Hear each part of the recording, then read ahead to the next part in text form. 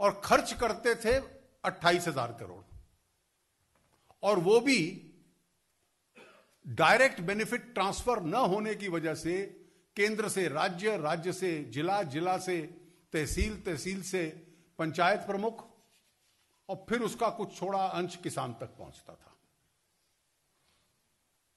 आज भी अगर आप देखें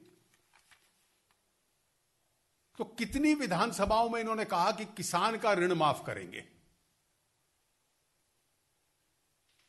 पंजाब में तो 2 वर्ष हो गए, कर्नाटक में भी काफी समय हो गया, अब तो अन्य विधानसभाओं को भी हो गए। अभी तक, और मैं औपचारिक ऑफिशियल आंकड़े दे रहा हूं, कर्नाटक ने खर्चा है 2600 करोड़,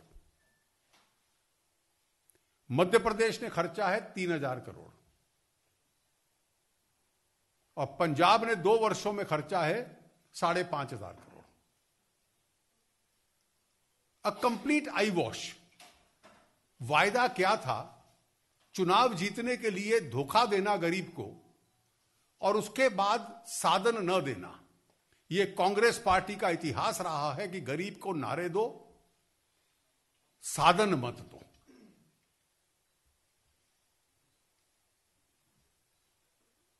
इस परिस्थिति में आज जो जगलरी है, इसमें आप 2-3 चीजें समझ लें।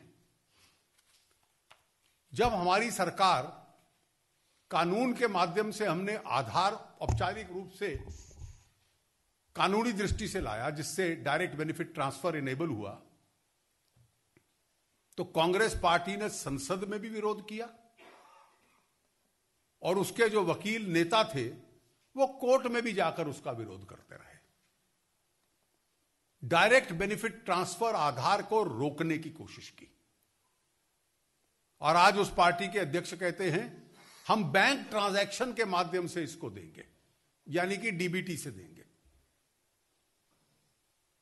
इसका अर्थ क्या है? मैं उनके एक पार्टी के भीतर के आर्थिक सलाहकार का आज बयान पढ़ रहा था कि ये जो आज योजना दी है, इससे कोई वित्तीय भार नहीं पड़ेगा, the fiscal will not be affected.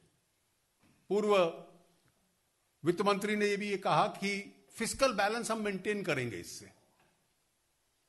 इसका अर्थ क्या है? तीनों चीजें जोड़ लीजिए।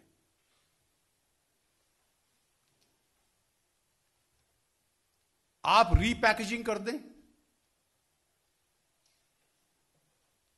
आज अर्थ क्या है कि डीबीटी के माध्यम से क्या होता है? आज केंद्र सरकार की 55 विभागों की योजनाएं हम डीबीटी के माध्यम से इन गरीब परिवारों को ऑलरेडी उनके बैंक के खाते में दे रहे हैं। उसका खर्चा है 1.8 लाख करोड़।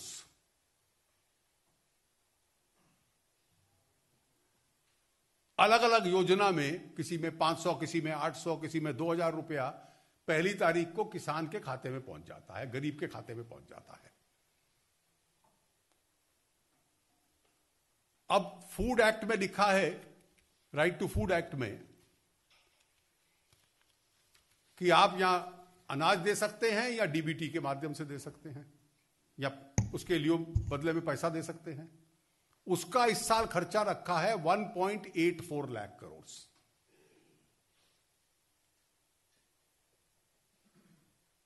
फर्टिलाइजर का हम लोग दे रहे हैं, अभी कंपनियों के माध्यम से जाता है, अगर प्रत्यक्ष किसान को चला जाए 75,000 करोड़। मनरेगा उस 1.8 में इंक्लूडेड है, लेकिन पीएम किसान इंक्लूडेड नहीं है। पीएम किसान भी उसी के माध्यम से जाता है गरीबों को 75,000 करोड़। और स्वास्थ्य के लिए तो 20,000 करोड़ खर्च कर रहे हैं। तो अगर हम ये सारा का सारा, इसमें से काफी कुछ, लगभग 60-70% हम डीबीटी से दे रहे हैं, बाकी भी डीबीटी से शुरू कर दें, जो होना चाहिए, मैं मानता हूं। तो इन गरीब परिवारों को जो नरेंद्र मोदी जी ने दिया है वो आज की तारीख में है 5.34 लाख करोड़, जो आज दिया जा रहा है। तो ये कौन सा 3.6 लाख करोड़ डीबीटी के माध्यम से देकर आप गरीब पे एहसान कर रहे हो? उससे 1.5 गुना ज्यादा तो हम दे ही रहे हैं। और ये 5.34 लाख करोड़ बनता है 1,06,000 करोड़, 1,06,000 रुपए अगर 20% 5 करोड़ परिवारों में देना है। ये तो अरिथमेटिक का प्रश्न है। और इसके अलावा कई छोटी योजनाएं हैं जिसमें 60-70 हजार करोड़ जा रहा है। इसके अलावा जो टॉयलेट्स का दे रहे हैं, जो उज्ज्वला में गैस का दे रहे हैं, जो बिजली का दे रहे हैं, जो आवास योजना में घर का दे रहे हैं, वो सब अलग है। जो सोशल सेक्टर में गरीबों को दे रहे हैं, आप सारे जोड़ लो तो ये 7 लाख करोड़ तक जाएगा।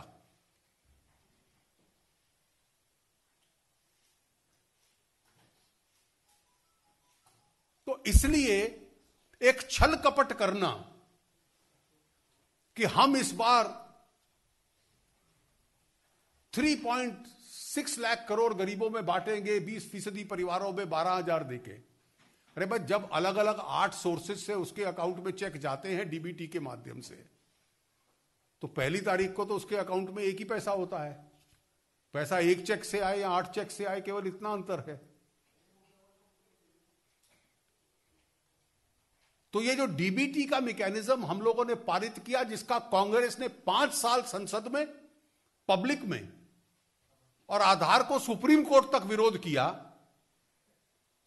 आज ये छल कपट है कि हम 3.6 लाख करोड़ 12,000 रुपया, 12,000 भी मान लीजिए किसी की आमदनी 10,000 रहे तो उसको 2 मिलेगा, जिसकी 8 है उसको 4 मिलेगा।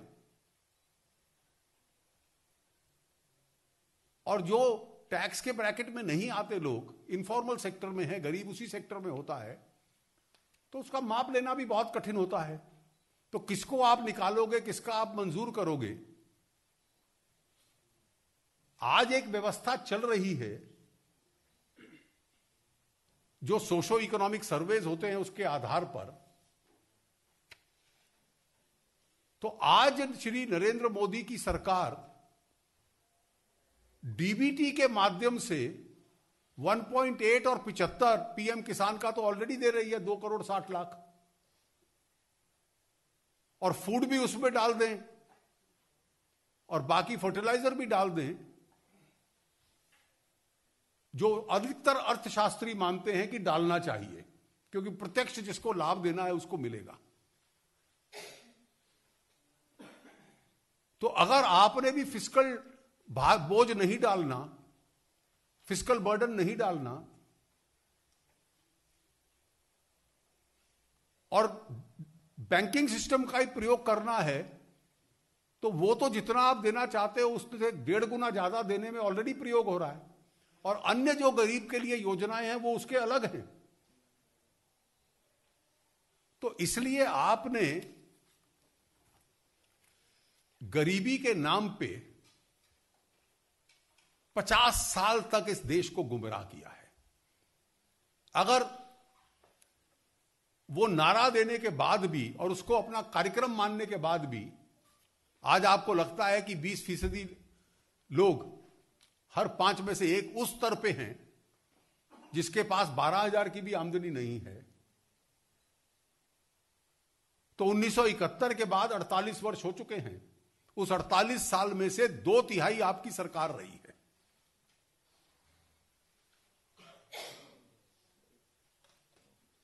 So the cross hangs on your neck for letting down the poor of this country. लेकिन अब इस देश में जो जागरूकता है, इस देश का गरीब इस छल कपट में नहीं आएगा। बहुत समय बाद एक सरकार आई है जिसने पिछले 5 वर्षों में साधन दिए हैं, और उन साधनों का गवाह वो मकान, वो शौचालय, वो बिजली, वो कुकिंग गैस, वो सड़कें, और उनके बैंकों में पैसा, वो उसका गवाही देते हैं। तो इसलिए आप बिल्कुल किसी योजना की डिटेल मत दो, सिर्फ कह दो कि हम मौजूदा साधनों में ही बिना फिस्कल बोझ बनाए हुए दे देंगे, तो इसका अर्थ तो समझा दो। उससे कई गुना ज्यादा आज भी मिल रहा है। तो केवल नारे और बयानों से गरीबी नहीं जाएगी, साधनों से जाएगी। उस गरीबी मिटाने के लिए हमने साधन दिए हैं। आज आपने एक बार फिर, इतने धोखे देने के बाद एक बार फिर धोखा दिया है, जिसमें कि जनता फंसने वाली नहीं है। धन्यवाद। एक मिनट संजय।